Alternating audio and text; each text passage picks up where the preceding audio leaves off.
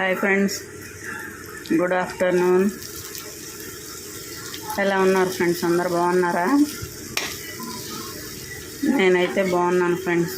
అందరూ బాగుండాలి, అందులో నేను ఉండాలి. నేను నాటు చిక్కుళ్ళు ఫ్రై చేస్తున్నాను. నాటు చిక్కుళ్ళు అంటారు కదా, హైబ్రిడ్ కాకుండా మనకి ఇంట్లో పండుతాయి కదా నాటు చిక్కుళ్ళు, అవి వాటితో ఫ్రై చేస్తున్నాను. ఫస్ట్ అయితే వీటిని పక్కన ఏనలు ఉంటాయి కదా, అవి తీసుకొని శుభ్రంగా కడిగేసుకొని కొంచెం సాల్ట్ వేసి ఉడకబెట్టుకున్నాను. వీటిని ముందు ఆ ఉడకబెట్టుకున్న వాటిని ఇలా ఆయిల్లో ఫ్రై చేస్తున్నాను. ఇలా అయితే ఫ్రై చేస్తున్నాను. దానిలో అయితే ఉల్లిపాయ, కరివేపాకు, జీలకర్ర, వెల్లుల్లి కొట్టేసాను. అవి వేసుకున్నాం ఇందులో.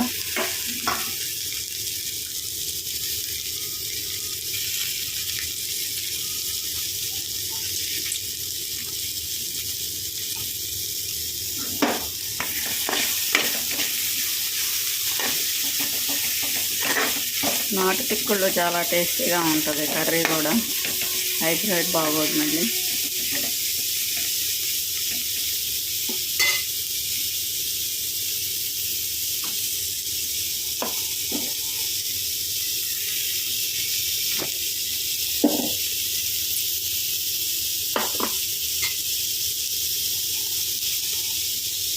కొంచెం పసుపు వేసుకున్నాం.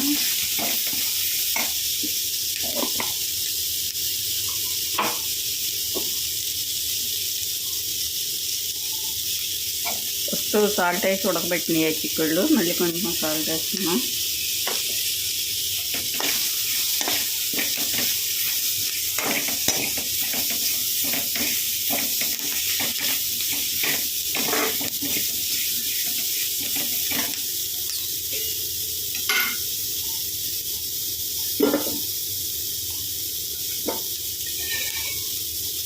కొంచెం అయితే ఆయిల్ వేస్తున్నాం, సరిపోలేదు.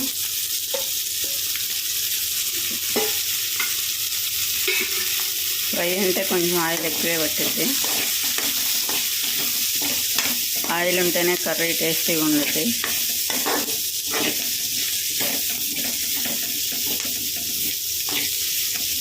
నాటు చిక్కుడు గింజలు కూడా లావుగా ఉన్నాయి. చూడండి ఎలా ఉన్నాయో పప్పులు, చిక్కుడు పప్పులు బాగా ఉన్నాయి లావుగా.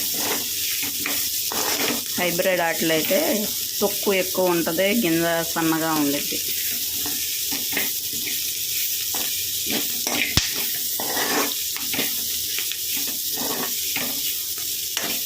ఇవైతే కొంచెం ఫ్రై అవ్వాలి.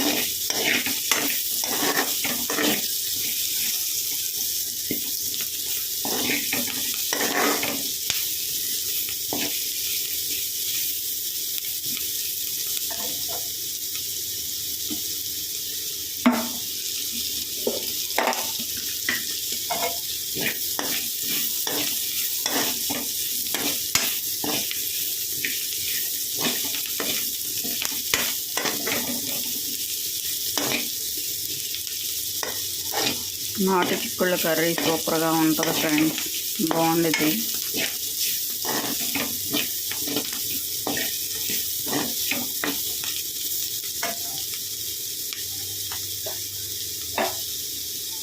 ఇదైతే మసాలా కారం వేసుకున్నాం.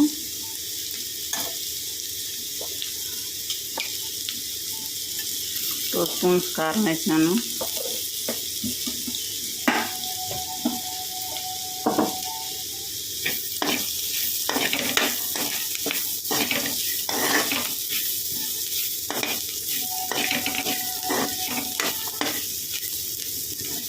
కారం వేసుకున్న తర్వాత కొంచెం సేపు ఫ్రై అవ్వాలి. ఇప్పుడు కారం స్మెల్ లేకుండా ఉండేది ఫ్రై అయితే.